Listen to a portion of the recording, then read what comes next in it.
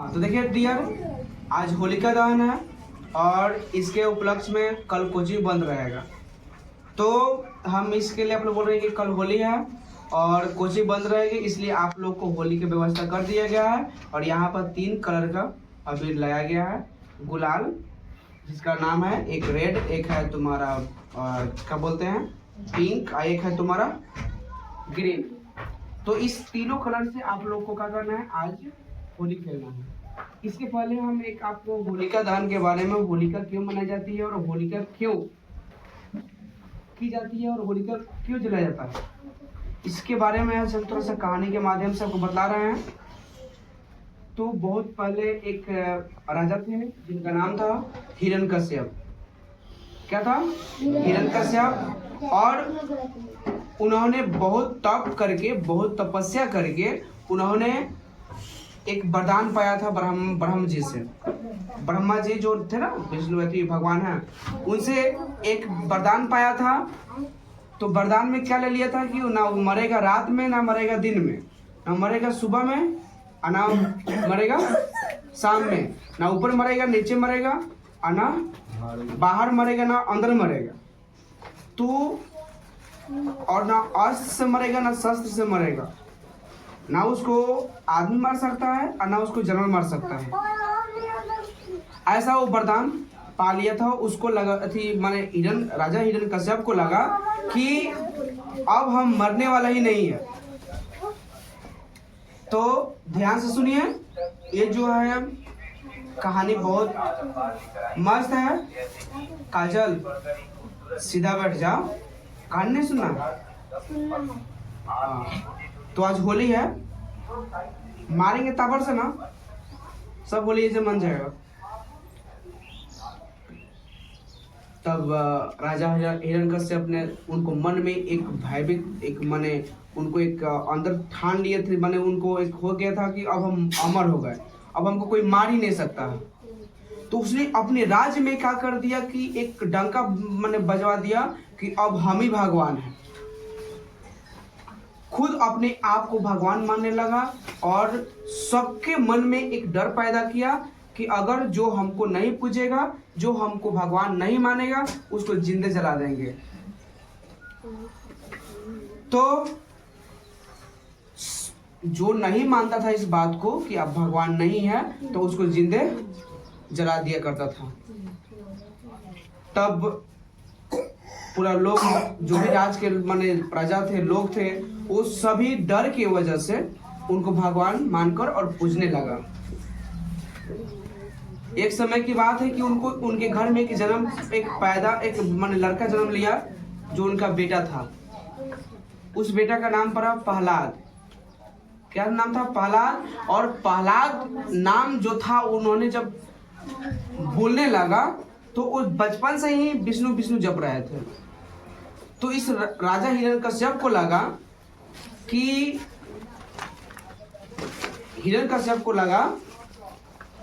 अरे पूरा राज के जितना लोग हैं वो सभी हमको पूजते हैं और ये हमारा बेटा जो है, ये बचपन से ही अभी से स्टार्ट कर दिया, विष्णु विष्णु नाम जप रहा है, तो बुरी लोग क्या सोचेंगे, उनके मन में हो गया। तो उसको मना कर रहे थे, उस प्रहलाद जो बच्चा था, उसको मना कर रहे थे राजा हिरण्यकश्यप कि तुम विष्णु का नाम मत जपो, मेरा नाम जपो, क्योंकि हम ही भगवान हैं। तो प्रहलाद अपने मधुर आवाज में बोलता था कि पिताजी, भगवान तो एक ही है ना, हम लोग तो एक इंसान है ना, तो आप भगवान कैसे हो सकते हैं।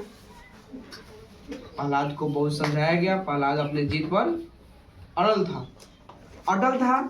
उन्होंने अपना जीत छोड़ के किसी और का सुन भी नहीं रहा था। राजा हिरण्यकश्यप को लगा कि अब इसको, तो उसके जो राजा हिरण्यकश्यप थे, अपने पत्नी से यानी अपने महारानी से कहता है कि महारानी, आप इस बच्चे को, प्रहलाद को समझाओ। ये जब अपने घर में, जब घर का आदमी हमको नहीं पूजेगा, तो बाहर का आदमी कैसे पूजेगा, कैसे हमको भगवान मानेगा। तो उसका जो मम्मी जो महारानी थी प्रहलाद का, वो प्रहलाद को समझाता है और बोलता है कि बेटा अपने बाप का नाम जपो, क्योंकि भगवान वही है। तो प्रहलाद बोला अपनी माँ से कि माँ, भगवान तो एक होते हैं, फिर पापा इंसान ना है, वो भगवान कैसे हो जाएंगे? इसलिए हम उनका नाम नहीं जपेंगे। हम भगवान एक ही है और उनका नाम विष्णु है और उन्हीं का हम नाम जपते रहेंगे। नहीं माना तो हिरण्यकश्यप ने सोचा कि क्यों ना इसको मार देते हैं। प्रहलाद को वो मारने का सोचा। उन्होंने सपेरा वाला से कहा कि इसको सांप से डसवा दो और ये मर जाएगा। तो सांप वाला ने, जो सपेरा था, उन्होंने बोला कि महाराज आप चिंता मत कीजिए, हम तो उसको एकदम काटते काटते खत्म हो जाएगा। तब उन्होंने सपेरा ने सीधा पहले बैठ जाओ। उन्होंने सपेरा ने अपना बीन बजाना स्टार्ट किया और सांप को नचाना स्टार्ट किया। और नचाने के बाद उन्होंने सपेरा ने एक अपना इशारा दिया, जाओ उस बच्चे को, जो बच्चा बैठल है प्रहलाद, उसको जाकर डस लो। इस सांप इतना स्पीड में आया था कि लग रहा था कि प्रहलाद को काट लेगा। लेकिन जैसे प्रहलाद के सामने गया और सही देखा तो प्रहलाद में एक सांप को दिखाई दिया कि विष्णु का अवतार है। विष्णु दिखाई दिया और विष्णु ही शेषनाग पर बैठे हैं, आप देखे हैं ना। तो ये जो सांप था, उन्होंने अपना जो फन को माने फैलाकर और भगवान विष्णु का प्रणाम किया और वहां से पीछे लौटा और जो सपेरा बीन बजा रहा था उसको जाके डस लिया। सपेरा वही दांत चियार कर खत्म, गाज फेंक कर खत्म। फिर राजा ने बोला कि तो ये भी प्लान खत्म हो गया। फिर दूसरा प्लान क्या किया कि क्यों ना हाथी से कुचला देते हैं, ये प्रहलाद मर जाएगा। तब ये हिरण्यकश्यप ने हाथी वाला से कहा। हाथी वाला जब आया तो बोला कि महाराज चिंता मत कीजिए, वो क्या हो जाएगा आपका, उसको तो एक ही लाख में पिछली निकाल देगा। तब प्रहलाद फिर भी अपना जिद पर अड़ल था। हाथी वाला आया और हाथी को उन्होंने सिखाया कि जाकर उस लड़के को कुचल दो। ये हाथी 80 के स्पीड में ना दौड़ते गया, सीधा बैठ जाओ तो दांत चियाते रह जाएगा। तब ये हिरण्यकश्यप ने वहां पर बैठे थे और यहाँ से प्रहलाद भी बैठा था। प्रहलाद के सामने, प्रहलाद की ओर जो हाथी है वो जाता है दौड़कर, और दौड़कर जाने के बाद देखा कि उसमें मैंने विष्णु का रूप दिखाई दिया। ये हाथी अपने सुर के माध्यम से उसको प्रणाम किया प्रहलाद को, और वो हाथी पीछे की ओर घूमा और जिसका हाथी वाला था ना, उसको जाकर छाती पर लगा के कुचल दिया, है ना। हाथी वाला भी खत्म हो गया। तब राजा को और क्रोध आ गया कि यह सपेरा को बोला है तो नहीं मारा, ये हाथी वाले को बोला है तो हाथी वाले से भी नहीं मारा, अब इसको पहाड़ पर से फेंका देते हैं। सेनापति से उन्होंने बोला कि सेनापति, इस प्रहलाद को ना जाकर पहाड़ के जो ऊपर पहाड़ी, जो सबसे ऊंचा पहाड़ होगा, उस पर से फेंक दो। ये सेनापति बोला कि महाराज ठीक है, अभी जाता हूँ। प्रहलाद को उठाया लोग और ये लोग पहाड़ के ऊपर चला गया। वहां से प्रहलाद को पहाड़ पर से क्या होता है, फेंक देता है लोग। ये तब भी फेंकने के बाद भी विष्णु जप रहा है ये प्रहलाद। तब भगवान विष्णु ने उसे अपने गोद में ले लिए और ये सेनापति लोग जना कि अब तक खत्म हो गया, ऊपर से फेंक दिया तो मर गया होगा। ये वापस चला गया राजमहल की ओर। राजमहल आने के बाद राजा हिरण्यकश्यप ने पूछा सेनापति से, क्या सेनापति तुमने काम कर दिया? बल्कि महाराज मैं तो उसे फेंक दिया, वो तब चितरी भितरी निकल गया होगा, इतना ऊंचा से फेंके हैं। तब ये प्रहलाद जैसे वो बात कर रहे थे, तब तक सेनापति से वो राजा हिरण्यकश्यप बोले कि बहुत बढ़िया काम किया है सर, तब तक देख रहा है कि प्रहलाद दौड़ते हुए राजमहल के अंदर आ रहा है। तो बोला कि सेनापति तुमने क्या हमसे झूठ बोला है? तू बोले कि महाराज हम झूठ नहीं बोले, हम तो फेंक रहे हैं। तो सेनापति को भी बाहर निकलवा दिया। अब प्रहलाद को बोला कि अब हम मार सकते हैं, अब कोई नहीं मारेगा इसको। तब तक वहां पर उसका प्रहलाद का बहन होलिका थी। होलिका को वरदान मिला था, एक चादर उसको भगवान ने दिए थे वरदान में कि चादर को जब तक ओढ़ के किसी आग में बैठोगे तो आप जलोगे नहीं। तब ये होलिका जो थी प्रहलाद का बहन, इन्होंने बोला कि पिताजी रुक जाइए, आप काहे इतना मत कीजिएगा, इसको पहले हम देख लेते हैं। एक काम कीजिए, एक दहन का उपयोग कीजिए, दहन का उपाय कीजिए, हम उसमें इसको लेकर बैठ जाएंगे और ये खुद इसमें आग में जल जाएगा।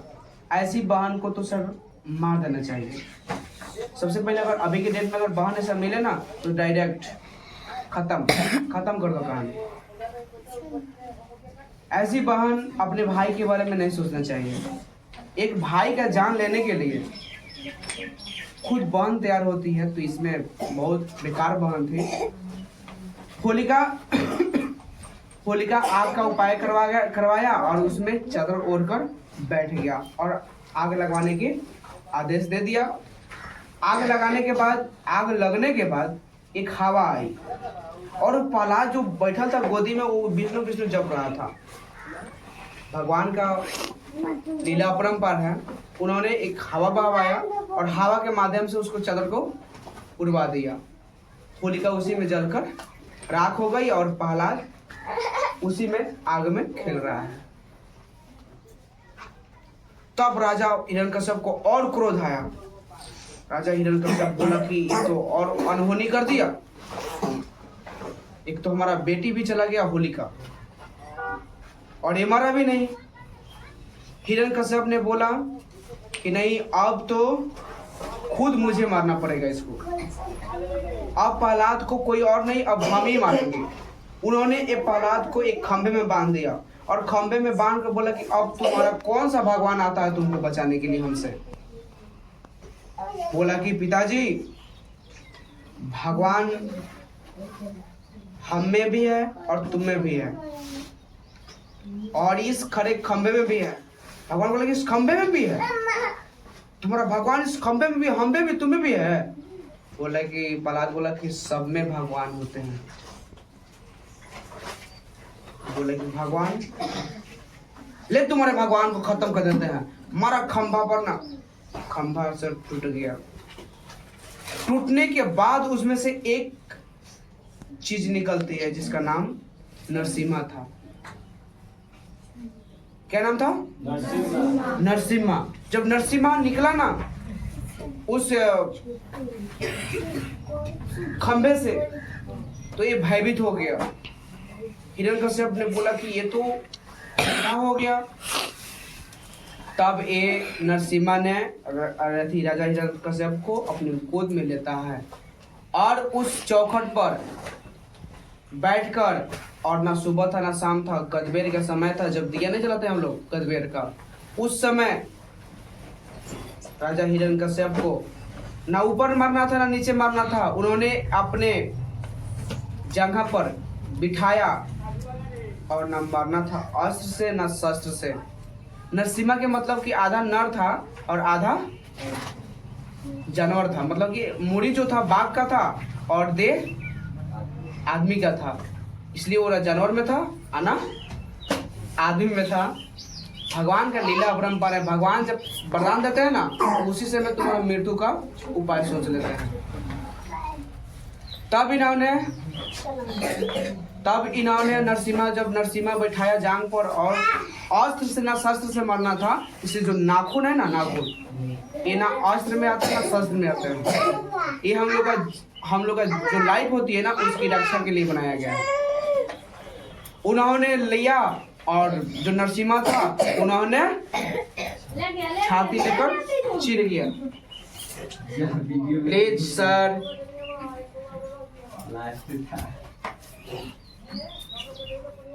आना पड़ेगा। इसको ले जाइए, इसको ले जाइए, थोड़ा सा ले जाइए, 2 मिनट ला, ले जाइए इसको, आयांश को ले जाओ। चले बाबा, फोन खेलने दीजिए, खेलने दीजिए, चलो ले जाइए। अब बोलिए ढेर पूरा उसको अथी कर दीजिए ना, वो का वो सब हमको भी नहीं पता रहता है, रोवे करता है। चिट्ठी का काटते हैं। तब वो थी नरसिम्हा ने उसके नाखून से क्या किया कि सीना को चीर दिया, फिर उनका सब दांत चिर कर खत्म हो गया। तो ये क्या है, आपको सबसे पहले है कि जो भी अत्याचार करेगा उसके लिए भगवान खुद अवतार लेते हैं। और हम लोग के अभी के डेट में वर्तमान में तो सर हर आदमी अत्याचार बहुत रहा है, एक दूसरे के नाश करने के चक्कर में है। तो हम उसके लिए यही कहेंगे कि जो वो लोग कर रहा है ना, वो तो भोग ही रहा है, लोग नहीं देख रहा है सब।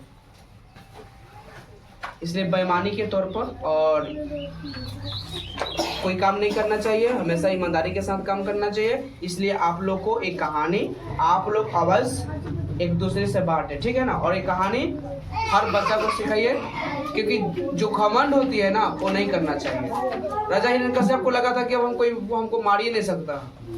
अरे इतना वरदान पा लिया ना, सुबह ना शाम मरना है, ना दिन में ना रात में मरना है, ना ऊपर ना नीचे, ना अस्त्र से ना शस्त्र से मरना है, और ना हमको जानवर मार सकता है ना आदमी मार सकता है। देखिए भगवान कैसा लीला अपरंपार करते हैं, उनका लीला ही अपरंपार है।